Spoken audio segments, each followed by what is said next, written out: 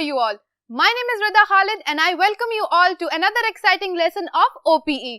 Students, जैसा कि आप सब जानते हैं कि हम यूनिट नंबर 11 को स्टडी कर रहे हैं और यूनिट 11 के लेसन 1, 2 और 3 को बखूबी कंप्लीट कर चुके हैं। तो बच्चों, आज हम बात करने वाले हैं लेसन नंबर 4 की, जो कि है सेंटेंसेस के बारे में। तो आओ चलो उसको स्टार्ट करते हैं। सो ग्रेड 4, आप जानते हैं कि हम लेसन 1, 2 और 3 में कुछ ग्रामर के मेजर पोर्शंस को डिस्कस कर चुके हैं।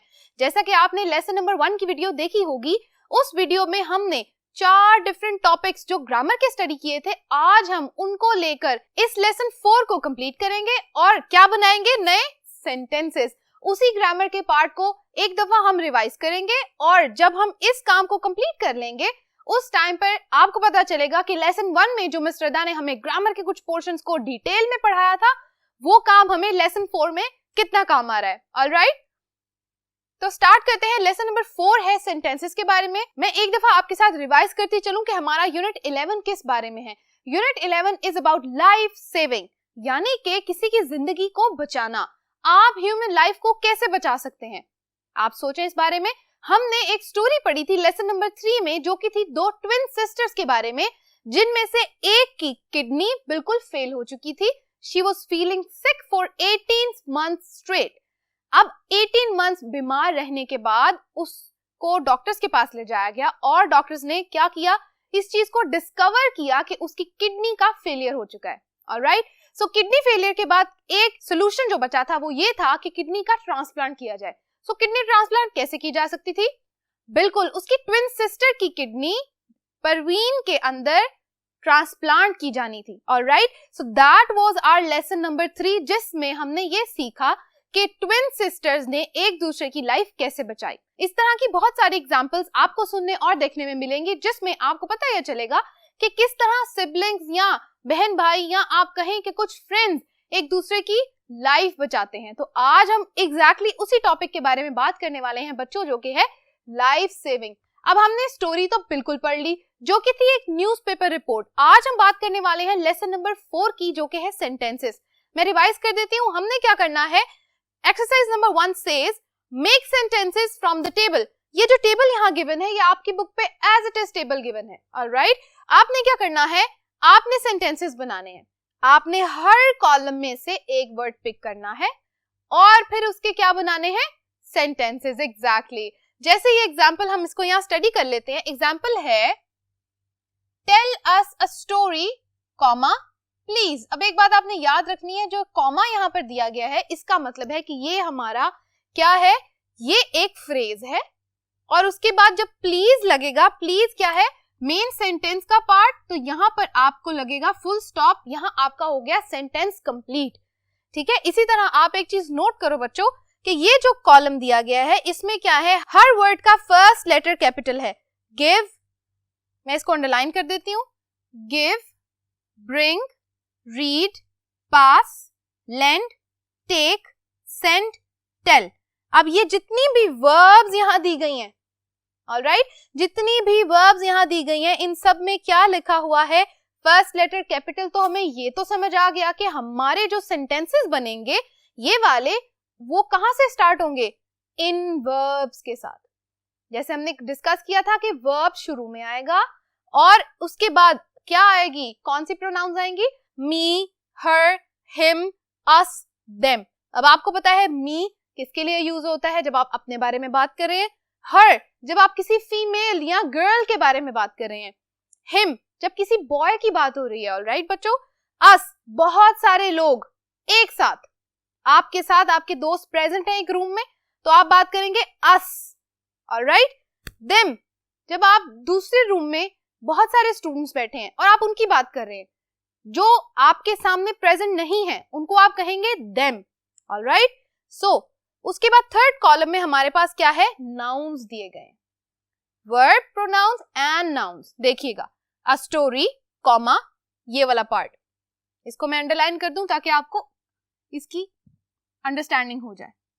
ऑलराइट, अब आप एक चीज नोट करो बच्चों कि इसके साथ भी कॉमा लगा है ना, यहाँ पर भी कॉमा सबके साथ लगे हैं, व्हिच मींस कि हमने जब सेंटेंसेस बनाने हैं तो ये कॉमा ऐसे नहीं है कि गलती में लिखा हुआ है, ये कॉमास लाजमी लगाने हैं। अब इनको स्टडी करते हैं. A story, a letter, 10 rupees, an email, a cup of tea, the newspaper, some fruit, a book.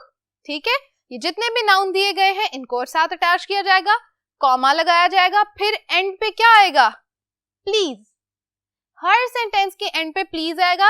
अब आपको एक बात तो समझ आ गई ना कि जैसे एग्जाम्पल में बताया हुआ है हमने वैसे ही सेंटेंसेस बनाने.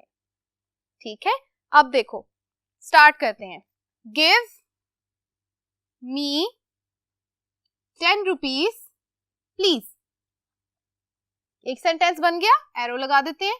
Give me 10 rupees please. Alright. इसी तरह bring him a cup of tea please. जब आपके घर कोई आ जाता है तो आपकी मामा कहती है ना आपकी सिस्टर को, bring him a cup of T, इसके लिए एक चाय का कप ले आओ. एग्जैक्टली. सो ब्रिंग हिम और her a cup of tea please. Request कर रहे हैं आप किसी से. ऑलराइट. इसी तरह बच्चों जितने सेंटेंसेस यहाँ पर आप बना सकते हैं पॉसिबली आपने बनाने हैं 1 2 3 4 5 6 7 एंड 8 वर्ब्स दी गई हैं. इसका मतलब है 8 यहाँ पर नाउन है.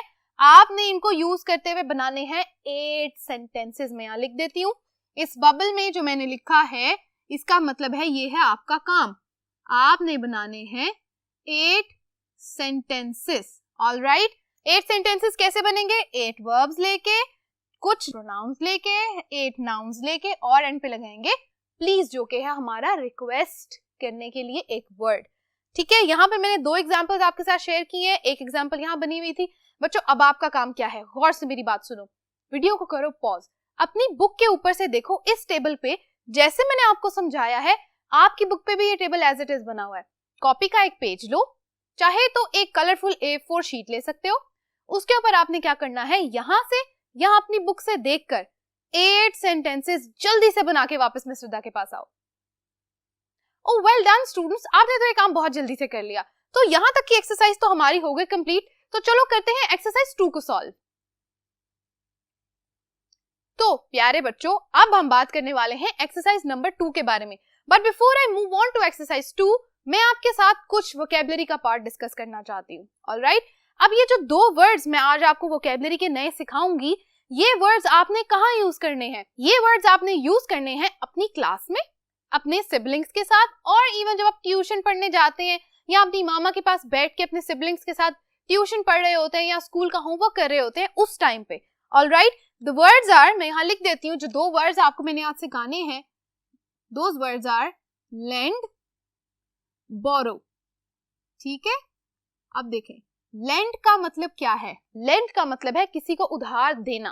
ठीक है, जब आप किसी को कोई चीज, अपनी कोई चीज जो आपकी ओनरशिप और पोजेशन में है, आप अपनी चीज किसी को कुछ टाइम के लिए दे रहे हैं. For example if you are lending your pencil और your marker to another person, इसका क्या मतलब है? जब आप अपनी कोई चीज किसी को दे रहे हैं तो उसका मतलब ये है कि आप अपना मार्कर लेंड कर रहे हैं.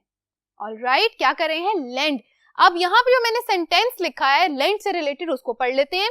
आई लेंट. अब लेंट के साथ आप देखें यहाँ पे टी लिखा है. सो टी का मतलब ये है कि यहाँ पर पास्ट की बात हो रही है. ठीक है, याद रखना है जब टी लिखा है तो पास्ट की बात हो रही है. मैं यहाँ पर टी को अंडरलाइन करके एक छोटा सा पी लिख देती हूँ ताकि आपको पता चल जाए कि ये पास्ट में लिखेंगे जब तो टी आएगा. Alright. I lent my calculator to Harry. मैंने हैरी को अपना कैलकुलेटर लेंड किया. कैसे लेंड किया? कुछ टाइम के लिए यूज करने के लिए दे दिया. ठीक है, अब देखिए लेंड का मतलब क्या है? Gave for a short period of time. ठीक है, मैंने आपको भी बताया था आपने किसी को अपनी कोई चीज थोड़े से टाइम के लिए दी है यूज करने के लिए. ठीक है, यहां हम इसको ऐसे कहेंगे that I have lent my marker और माई कैलकुलेटर, जैसे यहाँ एग्जाम्पल में लिखा है, to Harry for some time. Okay, तो अब आपने क्या करना है, जब भी आपका कोई सिबलिंग आपसे कोई इरेजर, को कलर पेंसिल या कोई मार्कर मांग रहा है तो आपने क्या करना है, you are going to say okay I am going to lend my eraser to my sister, which means कि आप अपनी सिस्टर को अपना इरेजर थोड़े टाइम के लिए क्या दे रहे हैं, यूज करने के लिए. ठीक है, आई होप ये आपको समझ आ गया. दूसरा वोकैबुलरी का वर्ड डिस्कस कर लेते हैं, बोरो. बोरो का मतलब है किसी से उधार लेना. अब ये ऑपोजिट है, राइट?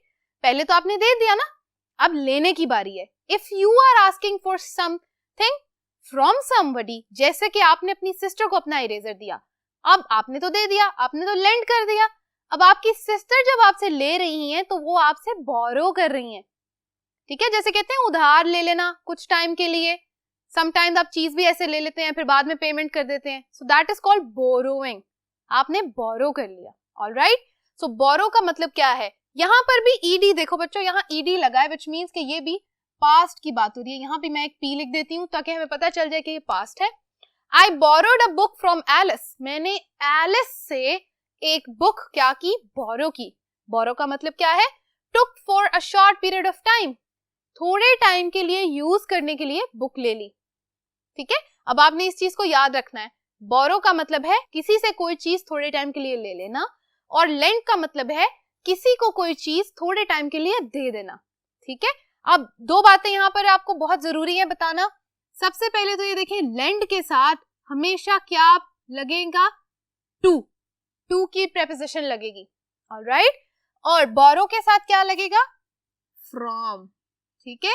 ये बातें आपने लाजमी याद रखनी है। क्यों, जब हम आगे सेंटेंसेस बनाएंगे और इवन अपनी कम्युनिकेशन में भी इसको यूज करेंगे तब भी आपने करेक्ट प्रेपोजिशन यूज करनी है। ओके बच्चों, ऑलराइट। आई होप आपको यहां तक की बात समझ में आ गई होगी। अब हम चलते हैं एक्सरसाइज 2 की तरफ। Exercise 2 says rewrite the following sentences so they read differently but mean the same. जो ये सेंटेंसेस दिए गए हैं इनको क्या करना है, रीराइट करना है, दोबारा से लिखना है। क्यों, क्योंकि वो क्या हो गए, they will be red differently, पढ़े डिफरेंट तरीके से जाएंगे, कुछ वर्ड्स को हम चेंज कर देंगे, मैं आपको तरीका बताती हूँ कैसे, बट मीन द सेम, लेकिन उसका मीनिंग चेंज नहीं होना चाहिए। कैसे, हमने दो बातें करनी है, अब गौर से मेरी बात सुनो। सबसे पहला काम ये करेंगे कि सेंटेंस के अंदर से सब्जेक्ट और वर्ब को आइडेंटिफाई करेंगे। हम पहले देखेंगे कि हमारा सब्जेक्ट या नाउन क्या है और देखेंगे कि हमारी वर्ब क्या है। हमने सिर्फ वर्ब को किससे चेंज करना है, जब हमें वर्ब का पता चल जाए, वर्ब को हम चेंज करेंगे ऑब्जेक्ट के साथ, ठीक है। कभी वर्ब पहले आ जाएगी, कभी वर्ब बाद में आ जाएगी, और कभी ऑब्जेक्ट पहले आ जाएगा, कभी ऑब्जेक्ट बाद में आ जाएगा। अब ये कैसे पता चलेगा, इन एक्सरसाइज को सॉल्व करके। तो चलो इसको सॉल्व करते हैं। Alright, number 1, then she played us the CD. अब देखो, सबसे पहले शी, ये हमारी क्या है, reflexive pronoun RP. Played us the, played क्या है जी हमारी verb, us the CD, CD क्या है हमारा डायरेक्ट ऑब्जेक्ट है, ठीक है, डीओ। बताया था ना मैंने आपको डायरेक्ट ऑब्जेक्ट क्या होता है। अच्छा, अब हमने क्या करना है, सबसे पहले इसको इस तरह लिखना है, देन हम रिफ्लेक्सिव प्रोनाउन को एज इट इज लिख देंगे। ये हमारा सब्जेक्ट भी है, ठीक है, SUBJ लिख देती हूं ताकि आपको पता चले हमारा सब्जेक्ट है। शी प्लेड, वर्ब के फौरन बाद हमने क्या लगा देना, डायरेक्ट ऑब्जेक्ट, ठीक है। Then she played the CD। अब अस के लिए अब यहां पर आपको क्या करना है, कुछ मैं वर्ड्स यहां लिख देती हूँ, कीवर्ड्स जो आपने यूज करने हैं। ऑलराइट, सबसे पहले मैं लिखूंगी फॉर, साथ साथ हम लिखते जाते हैं। यहां पर हम यूज करेंगे then she played the CD for us, ठीक है। अब देखो, then she played us the CD, उसने हमारे लिए CD प्ले की। Then she played the CD for us, तब उसने हमारे लिए CD प्ले की। दोनों बातों का मीनिंग सेम है लेकिन लिखने का तरीका डिफरेंट। डायरेक्ट ऑब्जेक्ट पहले आ गया वर्ब के फौरन बाद, और उसके बाद क्या लग दिया, हमने लगा दी प्रेपोजिशन, और उसके बाद जो हमारा जो ऑब्जेक्ट था, एक और ऑब्जेक्ट था, उसको हमने कर दिया एंड पे। अब ये बात आपने याद रखनी है, ठीक है। Number 2, Kashif lent Harry his ruler. अब इसको लिखते हैं, काशिफ हमारा सब्जेक्ट एज इट इज आ गया, लेंट वर्ब आ गया। अब देखो, वर्ब के बाद चेंज करना है, हैरी हिज रूलर।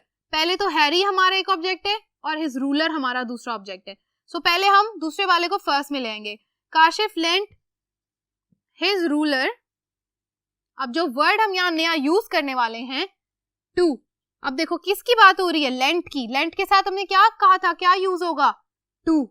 तो हम यहाँ लिखेंगे Kashif lent his ruler to Harry. चलो जी, उसके बाद Kate read them her letter. Kate read her letter again to them. अब यहाँ जो हमने वर्ड यूज किया वो टू ऑलरेडी लिखा हुआ है। ऑलराइट, इसी तरह लास्ट वाले को देख लेते हैं। At the end of this lesson the teacher told the children a story. अब देखें, द चिल्ड्रन अ स्टोरी हमारी सेकेंड ऑब्जेक्ट है, ठीक है। हम क्या करेंगे, यहां से स्टार्ट करते हैं लिखना। At the end of the lesson the teacher told a story to the children। ठीक है, क्या किया हमने, चिल्ड्रन को क्या कर दिया, बाद में लिख दिया, स्टोरी को लिख दिया पहले। चिल्ड्रन अ स्टोरी, दो ऑब्जेक्ट्स थे, डायरेक्ट ऑब्जेक्ट, इनडायरेक्ट ऑब्जेक्ट, उसकी क्या कर दी, जगह चेंज कर दी। 4 सेंटेंसेस तो हमने बिल्कुल कर लिए कंप्लीट। आओ चलो सॉल्व करते हैं नंबर 5 से लेकर नंबर 8 तक। All right, now it's time to solve number 5. Number 5 कहता है Jenny served some biscuits to the guests. अब यहाँ पर देखो क्या है, ऑलरेडी हमारे पास जगह चेंज करके लिखी हुई है, हमने इसको भी चेंज करके लिखना है। कैसे लिखेंगे, Jenny served the guests some biscuits। हमने क्या किया, पता चला क्या किया, हमने यहां से जो टू था उसको क्या कर दिया, खत्म। पहले तो हमने टू लगा के सेंटेंसेस बनाए थे, अब हमने क्या किया, उसको उल्टा कर दिया। टू वाले और फोर वाले फ्रॉम वाले सेंटेंसेस लिखे थे, उनको क्रॉस आउट करके दोबारा जैसे फर्स्ट सेंटेंस बना था ना वैसे वाला बना दिया। All right, next, Tom wrote a letter to his grandmother. Tom wrote his grandmother, okay, a letter। यहां पर भी हमने क्या किया, टू को कर दिया cancel. The shopkeeper showed several toys to the girls. The shopkeeper showed, हमेशा वर्ब के बाद हम चेंज करते हैं, ठीक है। The shopkeeper showed the girls several toys, okay। यहां पर भी क्या किया, टू को कर दिया cross out. He sold an expensive toy to Zainab. Again, he sold Zainab an expensive toy. Two क्या हो गया, क्रॉस। बात समझ में आ गई। पहले हमने क्या किया था, टू और फॉर लगा के सेंटेंसेस को क्या किया था, लिखा था। वर्ब के बाद डायरेक्ट और इनडायरेक्ट ऑब्जेक्ट को क्या किया था, चेंज। अब हमने क्या किया, हमें जिस तरह सेंटेंस दिया गया था विद टू, उसको हमने क्रॉस आउट किया और अगेन डायरेक्ट और इनडायरेक्ट ऑब्जेक्ट की क्या कर दी, जगह चेंज। यहां तक की बात आपको समझ आ गई होगी तो बच्चों क्या करो, जल्दी से वीडियो को करो पॉज, अपनी नोटबुक के ऊपर इन सेंटेंसेस को जल्दी से रीराइट करके मेरे पास वापस आ जाओ। Well done students, I am so happy कि आप मेरे साथ आज सारा काम कर रहे हैं। I am so glad about it. Okay, third exercise and the last exercise of the day. Write sentences for pictures in simple past tense using the given words. अब जो पिक्चर्स आपकी बुक पे बनी हुई हैं बच्चों, इन पिक्चर्स का आपने क्या करना है, हर पिक्चर हमें क्या बता रही है, एक वर्ब और एक नाउन बता रही है, ठीक है, कि कोई एक शख्स या कुछ लोग कुछ काम कर रहे हैं। वो जो पिक्चर्स आप देख रहे हो, ठीक है, आपने क्या करना है, इनके लिए सेंटेंसेस लिखने हैं, ठीक है। सेंटेंसेस में आपने क्या लिखना है, ये जो वर्ड्स दिए गए ना, रिफ्लेक्सिव प्रोनाउन दिए गए हैं, इनको लेके आपने बनाने हैं सेंटेंसेस। मैंने यहाँ पर वो 4 पिक्चर के 4 वर्ब्स यहाँ लिख दिए हैं, ठीक है। अब इनको यूज करते हुए हम बनाते हैं सेंटेंसेस, ठीक है। चलो मेरे साथ ये काम करो। वी पेंट, अब क्या लिखेंगे, वी पेंटेड, हमने क्या कहा था, सिंपल पास्ट टेंस, ठीक है। सो हम क्या करेंगे, पेंट बन जाएगा पेंटेड, वर्ब को चेंज कर देंगे। वी पेंटेड द वॉल्स, अब वी है तो क्या आएगा, ourselves के for ourselves, ourselves, we painted walls ourselves। all right, they grow, they grew, ग्रू क्या है इसकी पास्ट फॉर्म है. दे ग्रू वेजिटेबल्स फॉर देमसेल्व्स. अब ये तो हमें पता है कि किसके लिए कौन सी रिफ्लेक्सिव प्रोनाउन यूज होगी.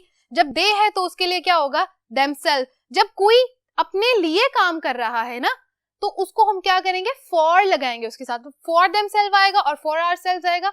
अदरवाइज क्या लिखेंगे आवरसेल्फ और themselves. Alright. They build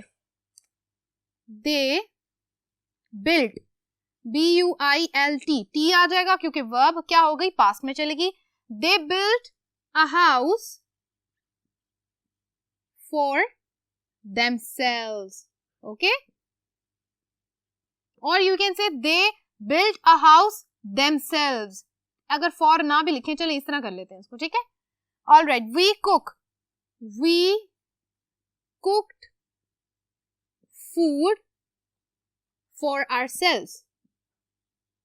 Okay, चलो बच्चों ये हो गए 4 सेंटेंसेस कंप्लीट. आपके बुक में जो पिक्चर्स बनी हुई हैं आप ये सेंटेंसेस उसके अकॉर्डिंग भी लिख सकते हैं. मैंने आपको सिर्फ यहाँ पर एग्जांपल्स बताई हैं कि आप इस तरह भी इस काम को कर सकते हैं. आपका काम ये है कि उन पिक्चर्स को देखते हुए आपने सेंटेंसेस को बनाना है. ठीक है बच्चों, यहाँ तक होता है आज का लेसन बिल्कुल कंप्लीट. मुझे आपके साथ लेसन 4 को सॉल्व करने में बहुत मजा आया. आई होप आपने मेरे साथ सारे काम को अपनी नोटबुक में सॉल्व किया होगा. Thank you so much for watching today's lesson. Stay tuned for the last lesson of this unit. Allah Hafiz.